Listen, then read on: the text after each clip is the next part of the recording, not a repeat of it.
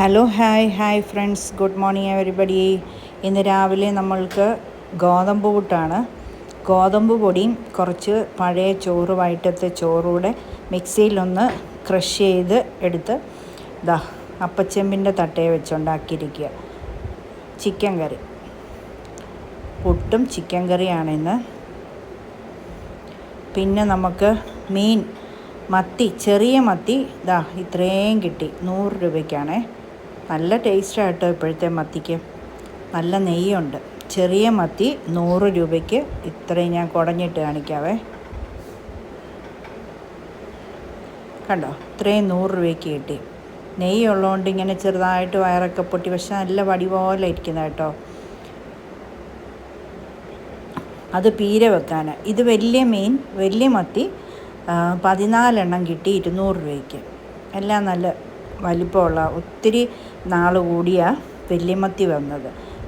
വല്ലപ്പോഴേ കിട്ടാറുള്ളൂ. ചെറിയ നങ്ക്, ചെറിയ മത്തി, ചെറിയ ചെമ്മീൻ ഇതൊക്കെയാണ് വരാറുള്ളത്. ഇപ്പോൾ ഇന്ന് ഇത് കണ്ടപ്പോൾ ഞാൻ ചാടി 200 രൂപയ്ക്ക് തന്നേക്കാൻ പറഞ്ഞു. അങ്ങനെ ഇന്ന് 300 രൂപയുടെ മീൻ മേടിച്ചു. കണ്ടോ, നല്ല വെള്ളി പോലത്തെ നല്ല ടേസ്റ്റായിരുന്നു വറുത്തിട്ട്. വലിയ മീൻ വറക്കാനും ചെറിയ മത്തി നമുക്ക് പീര വെക്കാനുമാണ്. പീരയൊക്കെ വെച്ചു നല്ല ടേസ്റ്റായിരുന്നു കേട്ടോ. വറക്കുകയും ചെയ്തു. പിന്നെ കഞ്ഞിയായി ഇപ്പോൾ ഞങ്ങൾ ഉണ്ടാക്കുന്നത്. ഉച്ചയ്ക്ക് ഈ വെയിലല്ലേ, ചൂടല്ലേ, അപ്പോൾ ഇപ്പം കഞ്ഞിയാണ് ഞങ്ങൾ ഉച്ചയ്ക്ക് ഉണ്ടാക്കുന്നത്.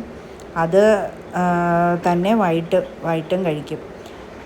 2 നേരവും കഞ്ഞിയാട്ടോ. പണ്ട് ഞങ്ങൾ നാട്ടിൽ വെച്ച് ഇങ്ങനെ തന്നെയായിരുന്നു.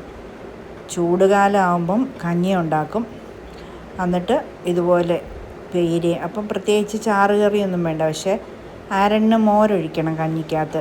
അപ്പം തൈര് ഇങ്ങനെ കലക്കും. എന്നിട്ട് മീൻ പീര കൂട്ടിക്കോളും കേട്ടോ. ഇഷ്ടമാണ്. മാങ്ങ ഇട്ട് പീര വെക്കുന്നതാണ് ഇഷ്ടം ഞങ്ങൾക്ക്. കുടംപുളി ഇട്ട് വെക്കുമ്പോൾ പുളി അഴുക്കാണെങ്കിൽ പീരക്കറി കറുത്തൊക്കെ ഇരിക്കും.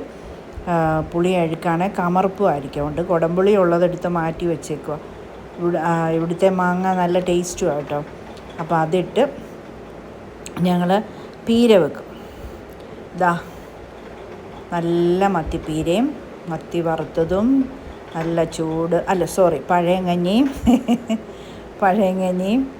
ഇന്ന് പഴയങ്കഞ്ഞിയായിരുന്നു കേട്ടോ. ഇന്നലെ വൈകിട്ട് ഞങ്ങൾ കഴിച്ചില്ല, അതുകൊണ്ട് ഇന്ന്